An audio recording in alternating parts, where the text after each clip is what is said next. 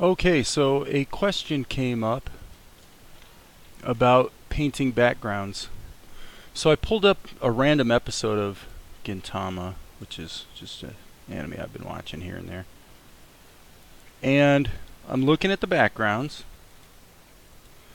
Actually, the question was about painting in general, but the upshot is, as we scan through here, this is a good example.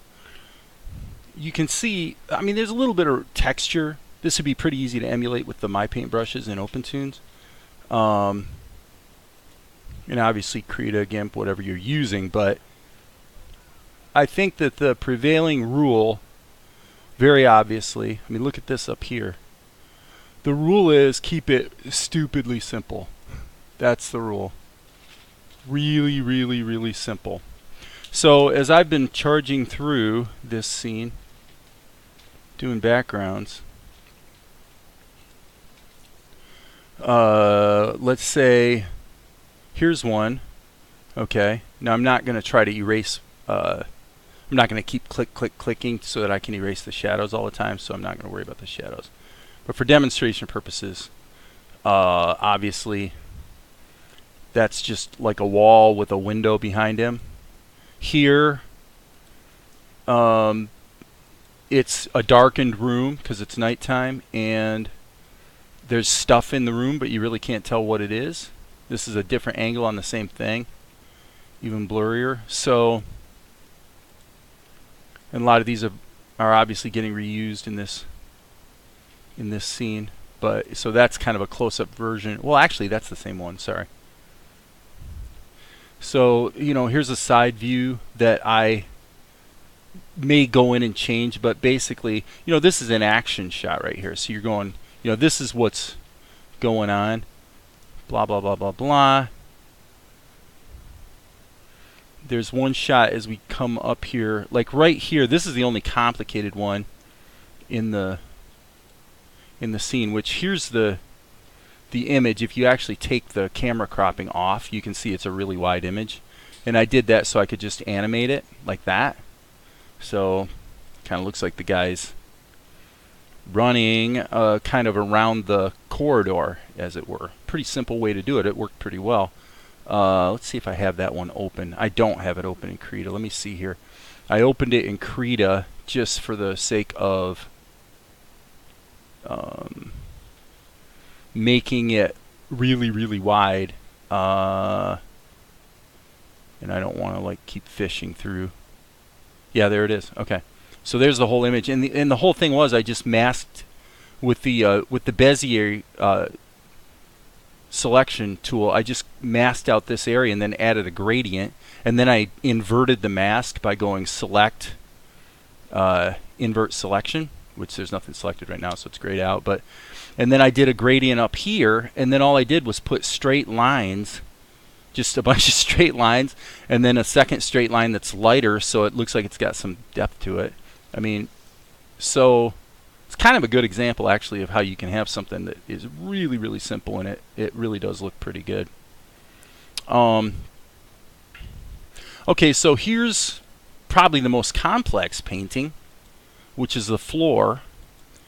And, I just added some texture to give it a sense of noise, and it's not like you're going to be totally thinking about the floor a lot, you know what I mean? So here we come into this section, and by the way, stop the presses. Looks like we forgot to color in this dude's eyes, so I'm going to hit the F key and solve that like lickety-split. I think for his mouth, I'm just going to color it in black. I think that'll be fine in this particular case. Okay, so forging ahead, I just have a little different one I used here, just a dark background. So anyway, so that brings us to this, and I'm going to do a demonstration of background painting in real time here. Okay, so I got these two windows open so I can have one with the raster, the My Paint brushes, and the other with the color selector, so I can basically switch between different brushes and the color will just go wherever I want it to. So if I hit the B key, boom, boom, and opentoonz just created a new uh, a new image, and the basic color-ish of the floor has been, up until now, kind of basically like a wood type color. So all I'm going to do, actually I'm going to hit undo a couple times. I'm going to be careful not to, it doesn't matter if the lines are perfectly straight, but what I am going to do is try to make them look like they're creating some sense of perspective on this floor, right? Okay, so, which by the way, as I'm looking at this, it also suggests that I probably should get some shadows here coming this way. I actually ran into a problem because I have the shadows masked. I'll show you. This right here, you can see how the shadow bleeds outside of the lines. And it's still bleeding outside of the lines. Well, earlier I had this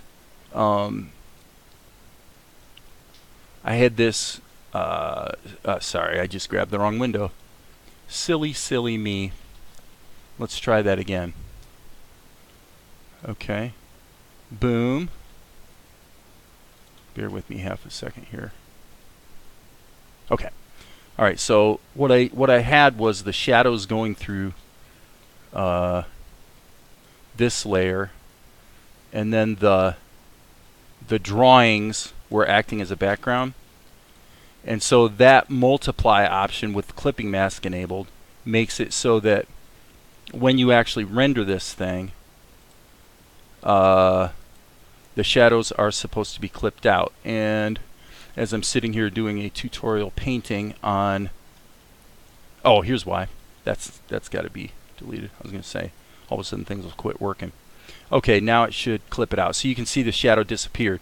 Well, the problem is there's a number of shots in the scene. Not a lot of them, fortunately. There's a number of shots where the shadows are on the floor. You know, they're cast shadow. Well, duh, idiot that I am. Obviously, you don't want the cast shadows to be masked out, so we have a little bit of an issue there that's got to be addressed before too horribly long. Okay, so having said that, now I'm going to come up with a little bit lighter color. And I think I want some kind of, I think there's a specific brush that would probably work well here. This brush seems to come in handy.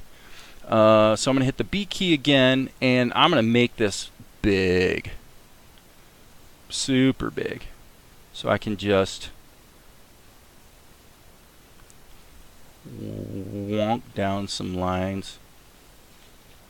And I'm deliberately allowing that to smear some of the lines that I had before. But as you can see, in keeping with the idea behind what I see in the Gintama anime, is that you don't want too much detail, man. Okay, so now technically I made a mistake here. And the mistake I made, I'm just going to fix it really quick because this was kind of another dumb mistake. I should have laid down black first, because what's going to happen is the whole this background painting has some transparency built into it. In other words, all these colors I'm laying down are not opaque. You can kind of see through them. So that means when it renders, it's not really going to look right. So this is kind of unfortunate, but what I have to do is, and the computer really can't keep up because I've got such a monstrously huge brush here, but that's okay. This will only take half a second. And it really doesn't have to be perfect. I mean, actually, in a way, it's better if it's not. If a little bit of transparency is bleeding through or sneaking through here and there, that's fine. So what I'm going to do is I'm going to go from coarse to fine. So we're going to try to do this really quickly. So like this. Now I'm pressing a little softer.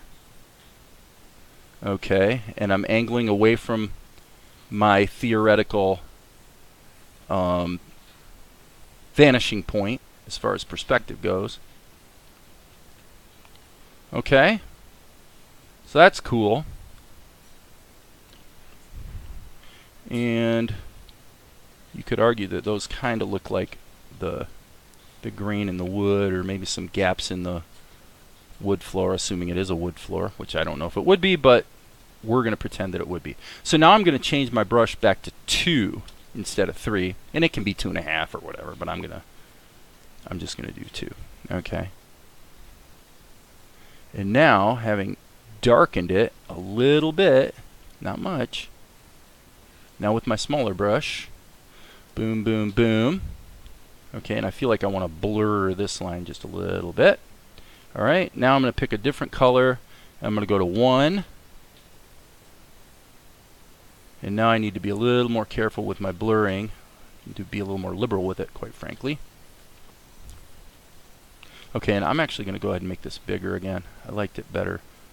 Again, simpler is better. Okay, so here's the wood floor. It's almost too detailed, actually, isn't it? I mean, really.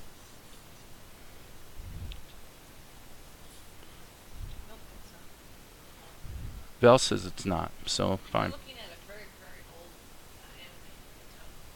Oh, I know, but I'm just saying, you know, I don't want the background to distract any attention from the action. Especially because we're going to have fairly bold shadows coming across here.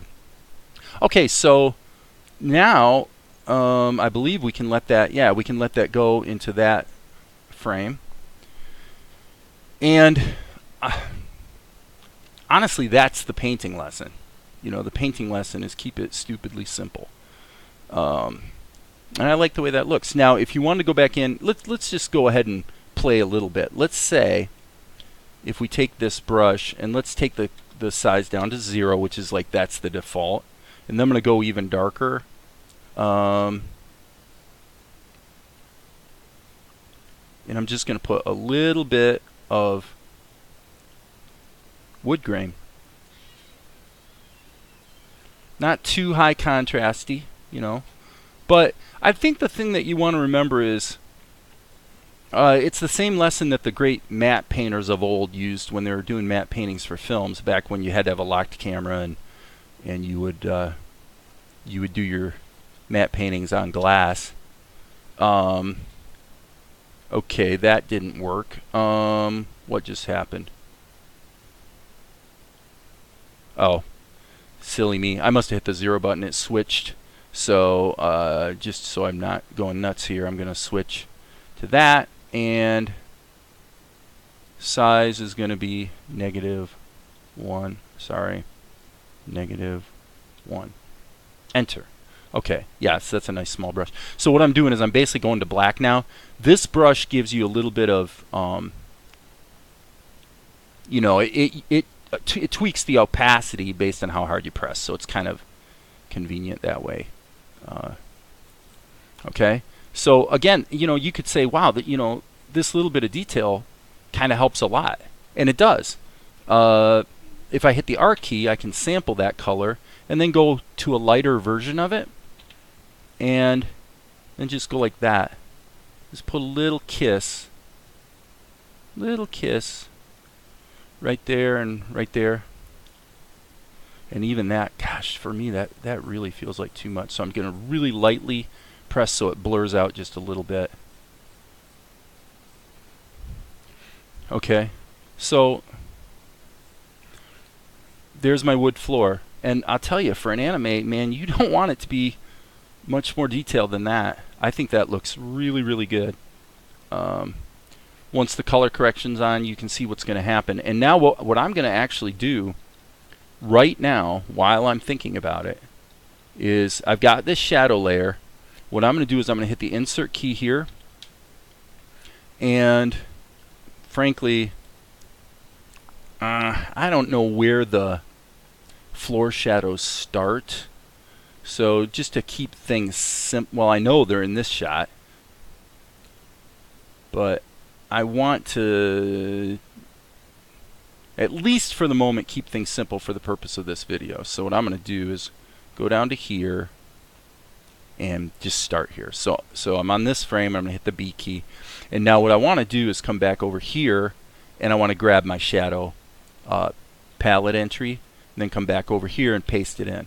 Okay, so now I can use this for more shadows, but these shadows will not be masked out when you when you render the thing. So I'm going to go like this, like that, and just hit the F key to okay, that didn't work. So clearly this is where,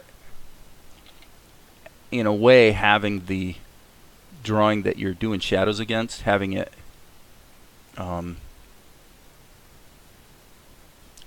hidden is not such a bad idea.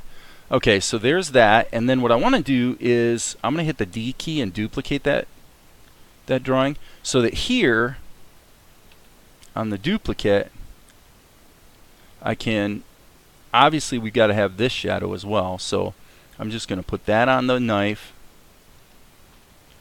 and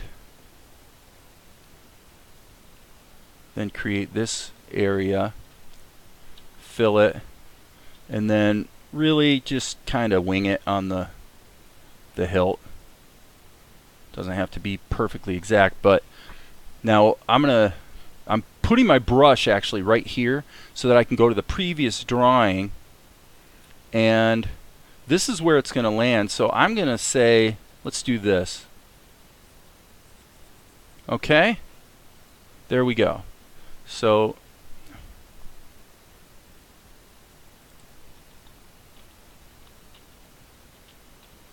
I would say that works. And then again, when I turn on the rendering, our shadows are looking pretty good. I would say that this cast shadow could be a little bolder. So I'm going to make the alpha on the cast shadow a little stronger. I should really be doing this here and leaving this window like that. Okay, and then back over here, the cast shadow is probably okay. Yeah, I kind of fiddled with making it darker earlier, and that sort of backfired. So, okay, so cool. That takes care of our wood floor.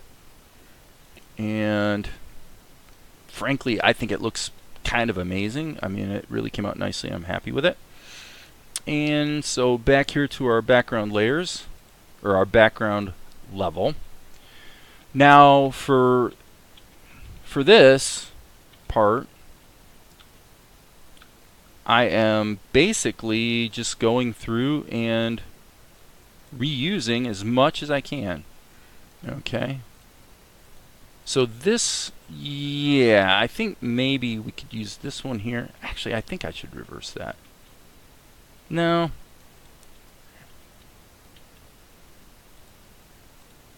Yeah, I guess that's okay. This should probably be the really dark one. Yeah.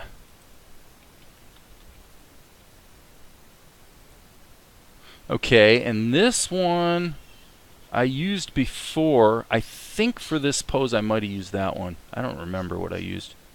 Let's find out.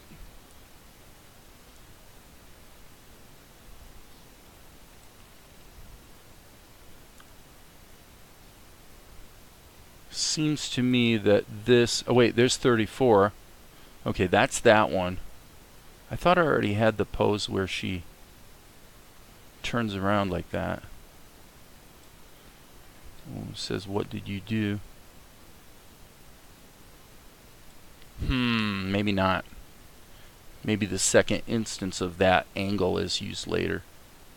Okay, so I think I'm going to just go with that.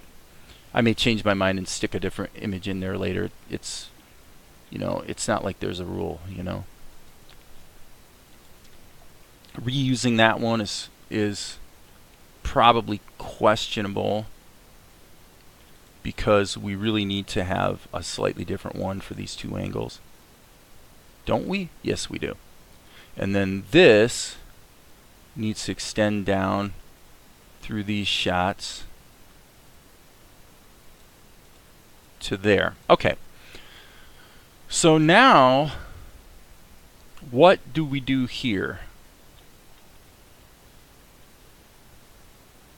Frankly, I think we're going to need a new drawing. So I'm just going to delete that for now. No big deal. And okay, I guess I'll delete it afterwards. So again, this is just pure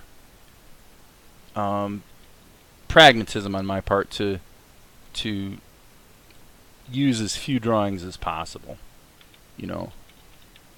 And if it doesn't quite look cool, then we'll address that as needed. Okay, so now we have a clear problem in this drawing, and I'm not sure what's going on there, so I guess having the background on actually helps. Let's turn the shadow layer off, and then let's turn this layer off, and everything disappears. So for some reason this got filled with the basic white color. Actually, you know what? Hang on, stop it a second here. I should be able to take color 0 and do a fill operation. Okay, yes and no. Okay, that's alright. Which color do I want for the blade? Let's find out. I've been using the same color as their eyes and then darkening it with some shadow stuff. So I'm gonna actually take the eye color, or the Ninja Blade color, and stick it there, so that I can then stick the eye color there, and then I think that this color should probably be what I'm about to use, but I need to block it in so that it'll fill properly. Nope, it still didn't. Okay, let's redo that. So I'm hitting the P key. P key, because right now I don't know where this is leaking. Not sure why it's leaking. There we go. Problem solved. And then I'm just gonna, I can see a little issue here, but I can just touch that up with the paintbrush. So that's fine. That looks pretty good. Add a little texture. Never hurt anything. So the only thing in that shot I do object to, however, is that we seem to have lost the shadows on her hand. So shadow color, and what's going on, folks? We seem to have lost our shadows. Oh, I see what's going on. Okay, now this is an interesting case. The shadow encompasses most of her hand, and we really need another level of tone, so I'm just going to cheat and use the use this second shadow layer that I added. That's kind of convenient, isn't it? So let's take the shadow color, hit the B key, and what I'll do is just go like this and fill it. And then I have to be more careful here because the I have to be careful not to go outside of the lines, because this will not be masked like the other was. Okay, so I'm not really happy with the density of that. I really want it to be more like that. So I got two choices. I can either worry about it later, maybe come up with another layer, or I can go back here to my earlier one and check it and go, well, maybe this shadow here is dark enough. That would be my judgment at this point, is I'm going to say that shadow is actually dark enough. And actually, my time is up. I got to go pick up my son from school. So that's it for painting. It's been a great 23.5 minutes.